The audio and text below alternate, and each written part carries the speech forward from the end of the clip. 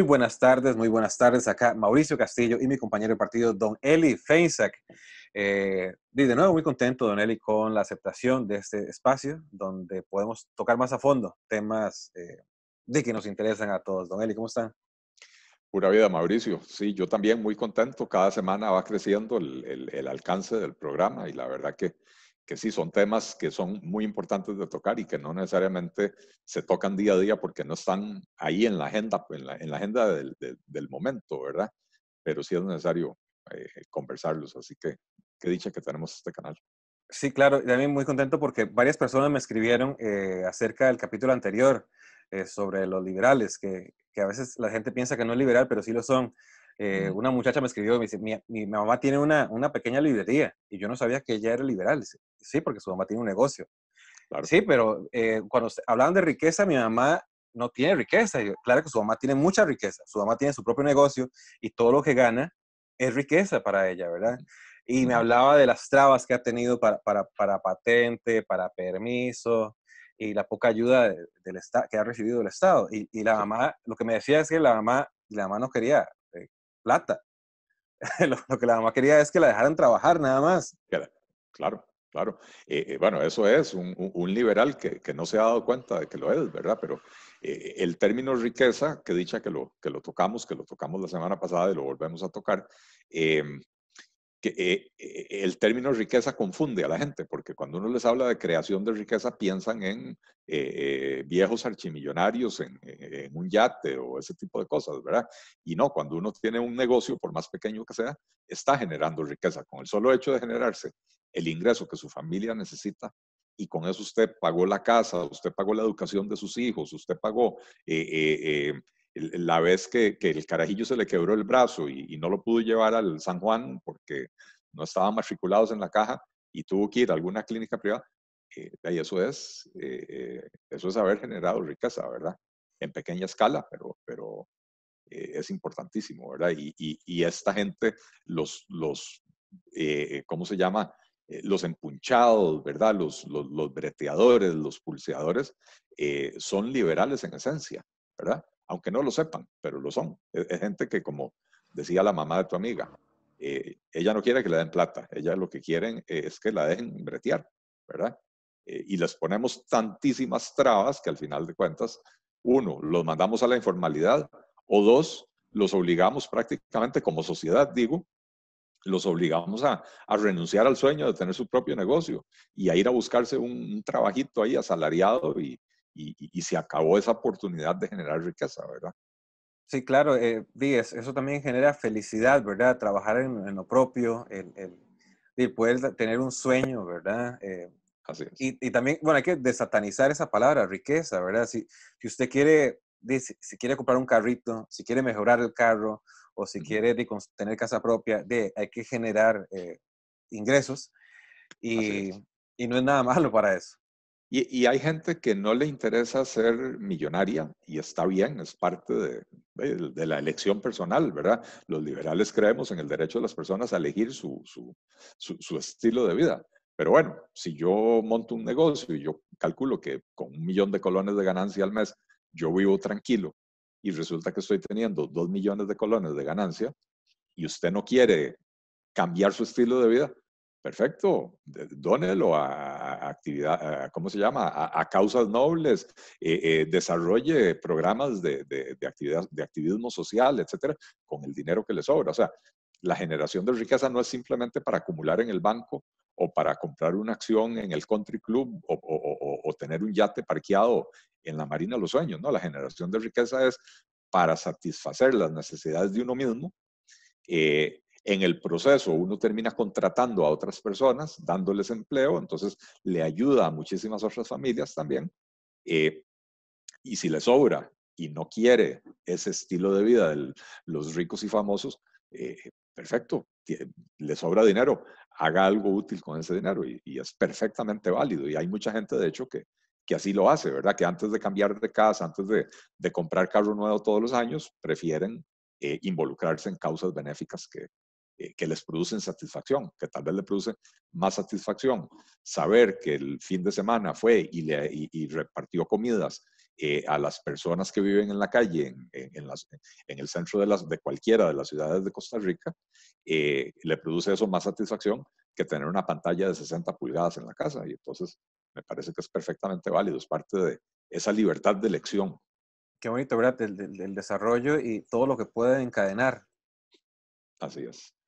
Y de eso vamos a hablar hoy, don Eli. De eso vamos a hablar hoy, porque siempre se habla de desarrollo, siempre hay proyectos, pero la mayoría son para el GAM, ¿verdad? Hay muchas zonas, digo, olvidadas por el progreso, por los proyectos. Solo se habla, somos GAM centralistas acá, ¿verdad? Entonces, ¿cómo podemos hablar del desarrollo fuera del GAM de una manera liberal, don Eli? Buenísimo. En efecto, Mauricio, tenemos yo creo que es una herencia cultural desde la época de la colonia, ¿verdad? Donde eh, las condiciones de comunicación, las vías de comunicación eran tan pobres que, y además el clima en las zonas costeras era tan inhóspito que la mayoría de los colonizadores, conquistadores, se vinieron a vivir al Valle Central, ¿verdad? Donde el clima era más agradable, menos caliente, etcétera. Y al final de cuentas, el país creció pensando que el país era el Valle Central, ¿verdad? Y entonces las políticas públicas siguen siendo diseñadas pensando en la GAM, pensando en el Valle Central, porque muchas veces los políticos ni siquiera entienden las condiciones de las zonas costeras, ¿verdad? Entonces, no solo las zonas costeras, Mauricio, las zonas rurales del país, las zonas más allá de la GAM, también hay zonas urbanas afuera de la GAM, pero tienen condiciones diferentes. Liberia, San Carlos, Pérez Celedón, etcétera, son ciudades importantes, pero que tienen condiciones diferentes a las de la GAM. Y entonces hay que generar políticas para el desarrollo. Eh, Lo vemos eh, también en la noticia, ¿verdad, don Heli? Que siempre es todo lo que pasa en el GAM y por allá una noticia perdida de una inundación, alguna mm, catástrofe, pero ¿qué pasa con los negocios, los emprendedores, así es. la gente luchona? No se escucha nada en la noticia sobre eso. No se escucha nada porque los mismos medios de comunicación están muy centrados en la GAM, ¿verdad? A lo sumo tienen corresponsales, pero no personal fijo en estas zonas más alejadas de la GAM. Y entonces, lo que reportan es cuando sucede un evento extraordinario, una inundación, un temblor, aparecieron unos manatíes en el puerto de Limón, o no sé dónde fue, eh, eh, ¿cómo se llama? Y es sorprendente, entonces eso aparece en las noticias, pero si no, no nos enteramos de que ahí están. Así que entrémosle a ese tema. Sí, bueno, una de las cosas que me llama mucho la atención es las zonas costeras. Eh, digamos, parte de mi familia es de Limón y en la costa, de ahorita están sufriendo demasiado, ¿verdad? Por no poder Mm, trabajar.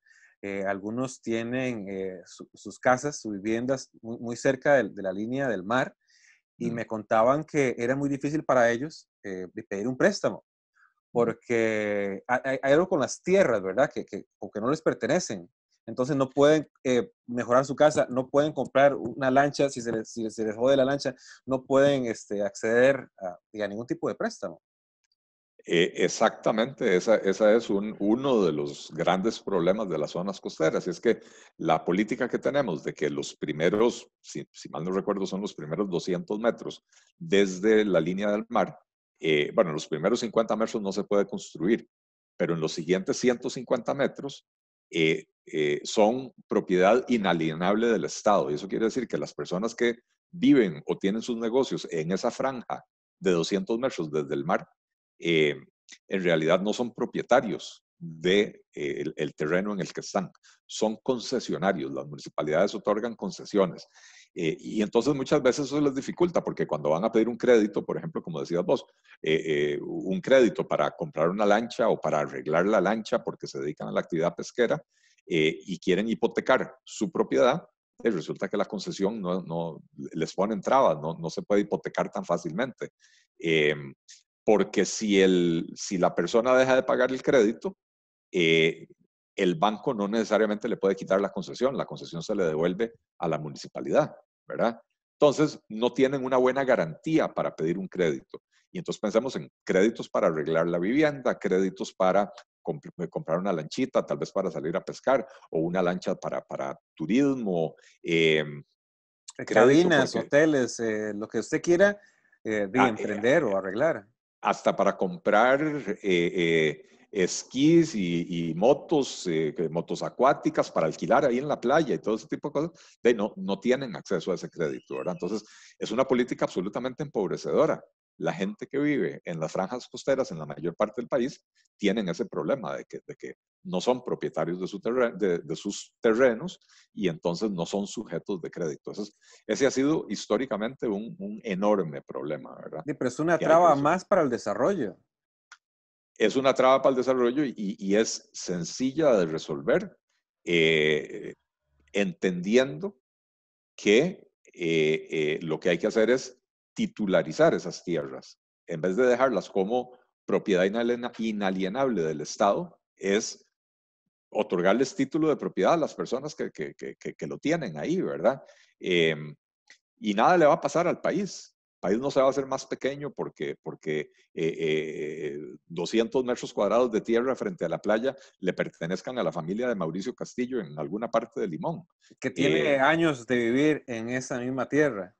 Así es, a veces generaciones, ¿verdad? Porque dependiendo de la municipalidad, las concesiones las dan hasta por 99 años. Entonces, eh, eh, vos podés conseguir una concesión eh, y vivir ahí y te moriste y le quedó a tus hijos y se murieron y le quedó a tus nietos y 3 generaciones seguidas. Y cuando se va a vencer, van y solicitan renovarla, ¿verdad? El problema es que no tienen título de propiedad y por lo tanto se les limitan las posibilidades económicas. Ese es un gran problema en las zonas costeras, ¿verdad? Eh, Bueno, y me y imagino cuántas personas, cuántas familias costarricenses saldrían beneficiadas con esto. Cuánto desarrollo, cuántos negocios, cuántas así es, mejoras para estas personas que la verdad han sido olvidadas. así es. Y esto afecta no solo a la franja costera, sino también a la franja fronteriza del país. También hay una regla similar que de la línea de la frontera del país con Nicaragua y Panamá, hacia adentro de Costa Rica hay no me acuerdo cuántos metros también, que los que viven ahí en esa franja no tienen título de propiedad. Eh, y de hecho esos son los que viven en las situaciones más precarias del país. Lo veíamos cuando intentaron construir la trocha y terminaron robándose toda la plata, ¿verdad? Pero parte de la idea de la trocha, una era tener una vía de comunicación paralela a la frontera para poder vigilar, ¿verdad? Pero la otra era estas comunidades que están allá, poder brindarles acceso y salida mucho más sencilla para que los hijos puedan ir a la escuela. A veces hay comunidades de 20 casas y no hay una escuela y tienen que salir a caballo 3 horas para llegar al siguiente pueblito a donde está la escuelita. Eh, o para salir a mercado. Son zonas agrícolas, producen y las vías de comunicación son tan malas que no pueden salir a donde hay clientes para vender, ¿verdad? Entonces, esa política de titularización ayudaría mucho a las franjas costeras y a las franjas fronterizas, la milla fronteriza que llaman, ¿verdad? Donde hay muchísima concentración de pobreza. Ahora Eh, lo que hablábamos también era el acceso a Internet. Ahora que menciona de las escuelas, sí, sí, sería más sencillo construir escuelas y colegios en esas zonas si existiera, si quitáramos esa ley. Bueno, el acceso a Internet definitivamente es otro gran problema, ¿verdad? El acceso a Internet en Costa Rica es muy disparejo. En la mayoría de la GAM hay una tasa de penetración elevadísima, tanto de telefonía celular como de Internet. O sea, digamos, Internet móvil e Internet fijo, ¿verdad? Afuera del Valle Central es bastante menor esa tasa de penetración. Eh, y la calidad o digamos el ancho de banda no es el mismo. Y tenemos los fondos, ahí está Fonatel, que su cometido principal es llevar la conexión de Internet y de telefonía a las comunidades alejadas, donde además no es comercialmente rentable, ¿verdad? Porque francamente, Mauricio, si vos tenés un pueblito eh, de 20 familias y está a 40 o 50 kilómetros del centro de población más cercano, llevar internet hasta ahí no es muy rentable, ¿verdad? La inversión es muy grande para la cantidad de clientes que se van a conectar. Para eso está Fonatel, precisamente, para hacer la inversión con criterio social para poder llevar el Internet a estas comunidades.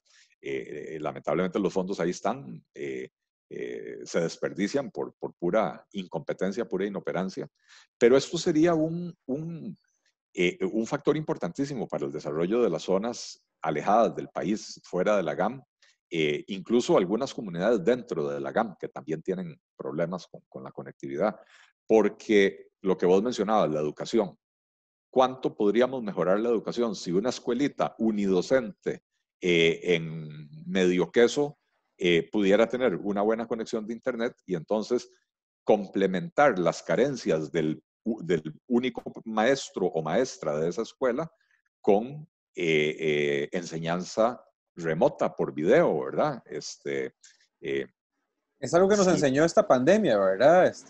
Aprovechar lo remoto. Imagínense esa así comunidad es. con internet puede tener tutores, no solo los mejores tutores del país, sino que los mejores tutores del mundo. Puede Así es. tener acceso a entretenimiento, puede ver miles de posibilidades de que en este momento no tienen acceso a. Sí. Imagínate, Mauricio, lo que hubiera pasado en este país si esos 400 millones de dólares que tiene Fonatel ahí acumulados se hubieran invertido de manera oportuna, llevando Internet a todas estas comunidades, nos agarra la pandemia y entonces no nos hubiera pasado lo que nos ha pasado con el curso lectivo de este año, ¿verdad? Que eh, hubo que suspender las clases presenciales, pero no se puede avanzar en las clases en línea porque la mitad de los estudiantes del MEP no tienen una buena conexión de Internet o no tienen conexión de Internet del todo.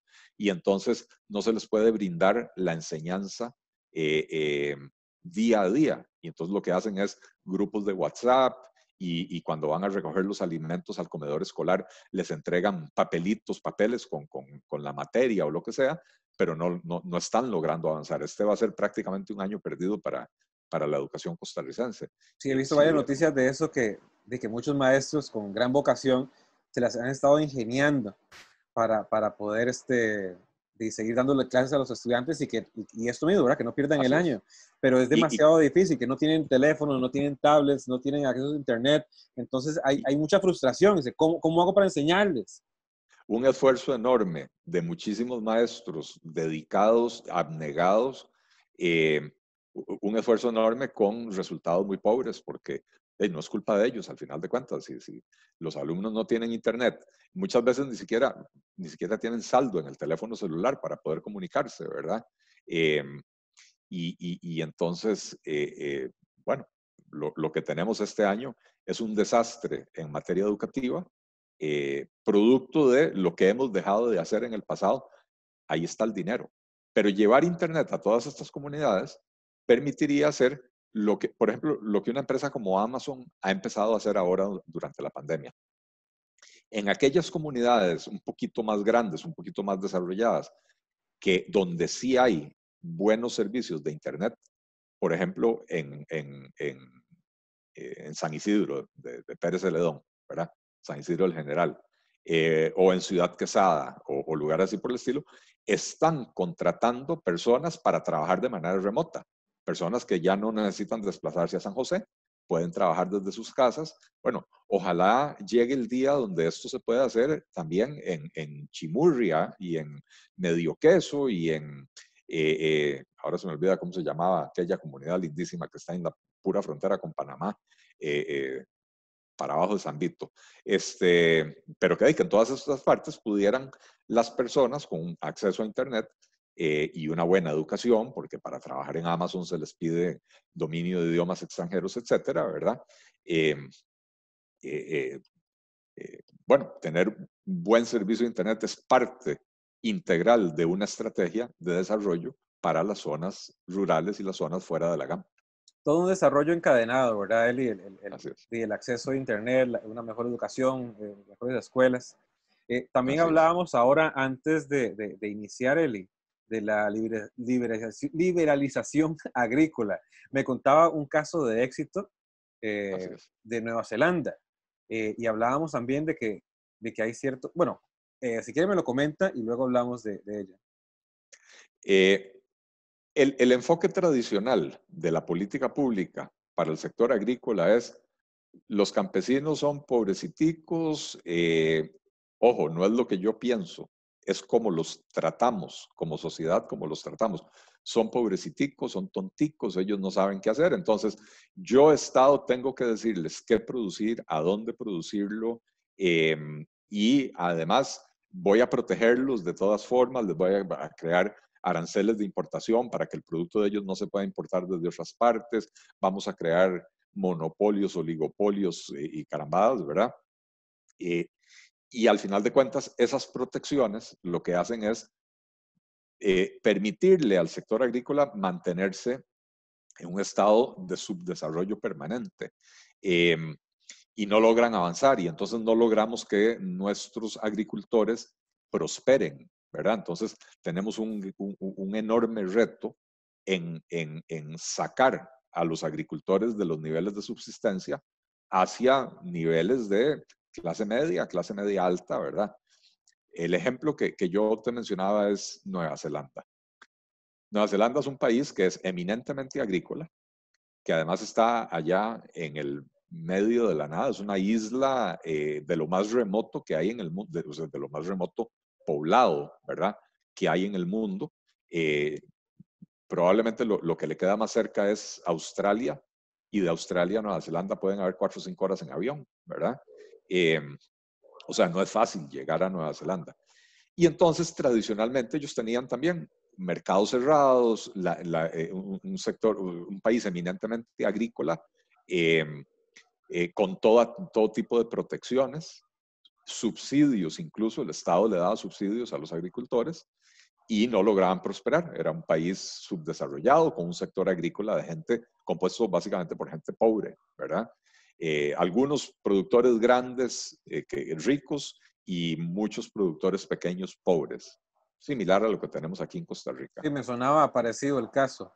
Así es.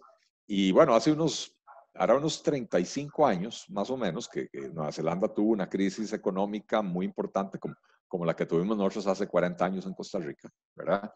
Eh, y el Estado se quedó básicamente sin plata y entonces tuvo que decirle a los agricultores, señores, yo no puedo seguir subsidiándolos. Y entonces más bien lo que vamos a hacer ahora es decretar una apertura, vamos a eliminar los aranceles de importación, vamos a eliminar los subsidios, eh, y eso sí, lo que el Estado sí va a hacer es brindar asesoría técnica para que puedan adoptar las mejores tecnologías, para que tengan mejores conocimientos. El Estado va a invertir en sistemas de información, satélites, lo que sea, con información climática, para que los agricultores pues tengan mejor información Sí, para acerca que de entre con buena competitividad. Eso más que todo es como que si ahorita tuvieran las rueditas de la bicicleta cuando uno está aprendiendo. exacto. Y Nueva Zelanda Y, lo que hizo y fue quitar las ruedas y dice, no, dele, usted así, puede. le quitaron las ruedas de la bicicleta, pero le pusieron un GPS a la bicicleta, ¿verdad? Y entonces, me imagino que más de uno se cayó y se pegó un raspón, pero eventualmente aprendió a montar la bicicleta. El caso es muy interesante, Mauricio, porque se pensó que muchísimos agricultores iban a morir en el intento, iban a desaparecer cuando les quitaran la protección. Y después de varios años se hizo un estudio, como hacen los anglosajones, ¿verdad? Que ellos implementan una política pública y después de un cierto número de años analizan si sirvió o no sirvió. Eh, y entonces hacen el estudio unos 5 años después y se dan cuenta de que únicamente el 1% de todas las fincas agrícolas del país había tenido que cerrar operaciones. Un caso El de éxito. 99 es un caso de éxito. El 99% de los productores se mantuvieron en actividad, pero no solo se mantuvieron en actividad. Hoy Nueva Zelanda es un país líder en productividad agrícola. Es una potencia mundial agrícola, ¿verdad? Y algo muy interesante, la Asociación de Productores Agrícolas de Nueva Zelanda, como decir el UPA Nacional de Costa Rica, ¿verdad? La Unión de Pequeños Agricultores y no sé qué. Eh, si uno los contacta, ellos le mandan conferencistas, que son agricultores que van por todo el mundo vendiendo las bondades de la apertura, de la eliminación de los subsidios, ¿cómo se llama?, de la competencia. Porque lo que pasó en Nueva Zelanda es que al verse forzados a competir, insisto, con la ayuda técnica del Estado, pero no con la intervención del Estado. Y hay una diferencia muy importante. Lo que pasó en Nueva Zelanda es que ellos se vieron obligados a buscar formas de mejorar su productividad y entonces mejoraron su nivel de vida, porque el tamaño de tu finca se queda fijo, digamos. Tenés 20 hectáreas, ahí es donde vas a poder sembrar. Eh, y sobre todo, si no mejoras tu condición de vida, no vas a poder comprar más terrenos para poder sembrar más y obtener más ganancias. Pero sí puedes hacer que en esas 20 hectáreas tu producción crezca más rápidamente. Aquí en Costa Rica, ahora que está de moda el caso del arroz, la productividad promedio por hectárea de arroz, sembrada de arroz, anda por las como 4,5 toneladas por hectárea. La productividad de los países más productivos, valga la redundancia, en arroz en el mundo, anda por encima de 9 toneladas por hectárea, o sea, casi el doble, ¿verdad? Y tenemos una ley, la ley de Conarroz, que está en vigencia desde el año 2002, o sea, ya tiene 18 años esa ley, y no hemos logrado mejorar la productividad, porque la ley de Conarroz se basa en la protección, no en estimular la competencia. Entonces, la productividad no ha crecido, pero lo que sí ha sucedido es que han ido desapareciendo los pequeños productores arroceros.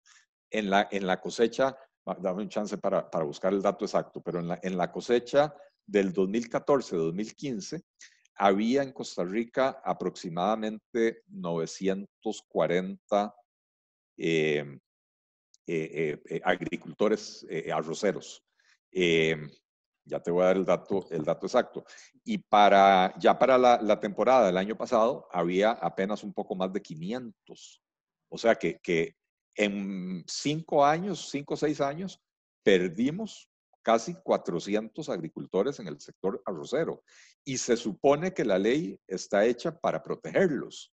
Y entonces uno dice, ¿de qué clase de protección es esa? Si la competencia ¿cómo se llama? Si la competencia en Nueva Zelanda provocó el cierre del 1% de las fincas y la protección en Costa Rica más bien ha provocado la desaparición sí, el 35-40% de los arroceros en los últimos 5 años, ¿cuál de los dos modelos es el que está funcionando mejor? Sí, yo he visto que hay un revuelo ahorita, hay mucha gente en contra, bueno, la mayoría de gente en contra de la gente que está siendo beneficiada, y Sí. eh, pero usted puede estar a favor o en contra, pero los números no mienten. Ya, Los números no mienten y ahora ya encontré los datos que los tenía aquí. Eh, en la cosecha 2014-2015 había 938 productores arroceros con un área sembrada de 58,200 hectáreas, ¿verdad? Y una producción anual de 216,000 toneladas. Eso fue en el 2014-2015. Repito, voy a redondear las cifras. 940 productores, 58,000 hectáreas, 216,000 toneladas producidas. 2014-2015. En el 2018-2019, que fue la cosecha anterior a la pandemia, había 577 productores, casi 400 menos, ¿verdad? El área sembrada, que habíamos dicho que estaba en cuánto, 58,000 hectáreas, ya se redujo a 37,000 hectáreas. Y la producción, que había estado en 216,000 toneladas, se redujo a 156,000 toneladas. Entonces veamos lo que está pasando, ¿verdad? Con la política proteccionista estamos matando a los pequeños agricultores. Y por eso la liberalización, por supuesto que no es una liberalización insensata, no se trata simplemente de abrir las fronteras, eliminar los aranceles, introducir la competencia y que se muera el que se tenga que morir. El papel del Estado tiene que ser, uno, brindar esa asesoría técnica con dos condiciones que no se pueden obviar. La primera es que la asesoría se dirija exclusivamente, la ayuda, la asistencia, se dirija exclusivamente a los pequeños y medianos agricultores, que son los que verdaderamente la necesitan. Y la segunda es eh, que la asesoría esté dirigida a incrementar la producción, la productividad. Nada más. No, bueno, una tercera beta sería ayudarles a reconvertirse. Tal vez por las condiciones del terreno no pueden ser, no pueden mejorar la productividad. Digamos, usted tiene un terreno que no es apto para arroz y usted está produciendo arroz.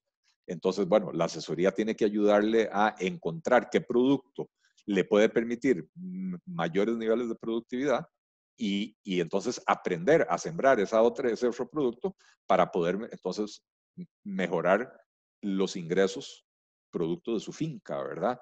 Entonces, básicamente, en esas condiciones se tiene que dar la apertura, pero para beneficiar a los pequeños. Es que en Costa Rica hemos diseñado políticas para diseñar a los grandotes.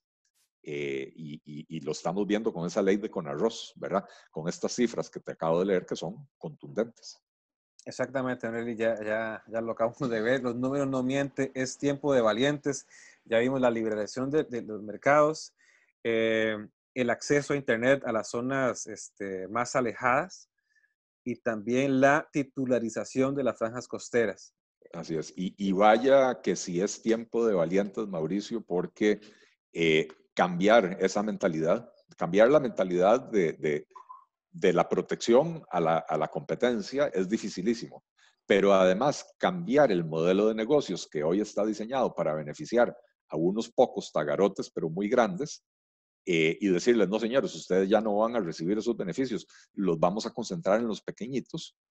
Hay un lobby muy potente, muy poderoso, que es el que logra que cuando el gobierno anuncia que va a liberalizar el precio del arroz, 3 semanas después el gobierno se echa para atrás y más bien fortalece la protección en vez de promover la competencia. Entonces es tiempo de valientes. Hay que estar muy convencidos y tener mucho valor, mucha valentía para oponerse a estos lobbies que al final de cuentas están abogando por su propio interés y no por el interés nacional y por supuesto no por el interés del productor pequeño ni mucho menos por el interés del consumidor. Así es, Don Eli, así es, Don Eli. Somos más los que estamos ya hartos de esta situación y Así vamos a es, hacer un cambio, Don Eli. Tenemos que hacer un cambio. Nos vemos en la así próxima, es. Don Eli. Pura vida, Mauricio. Se queda un montón de temas por fuera, pero bueno, Sí, la idea es ser concisos y casi hablamos un poquito tangencialmente de educación, que es otro tema, ¿verdad? Que hay que brindar una educación relevante para las zonas rurales, para las zonas costeras, etcétera. Pero bueno, ya habrán otras oportunidades. Muchísimas gracias, Mauricio. Muchísimas gracias a todos los que nos escuchan y nos ven. Tiempo de valientes. Vamos a armarnos de valor y empezar a reformar este país para maximizar el bienestar para toda la población. así es, Don Eli. Buenas tardes.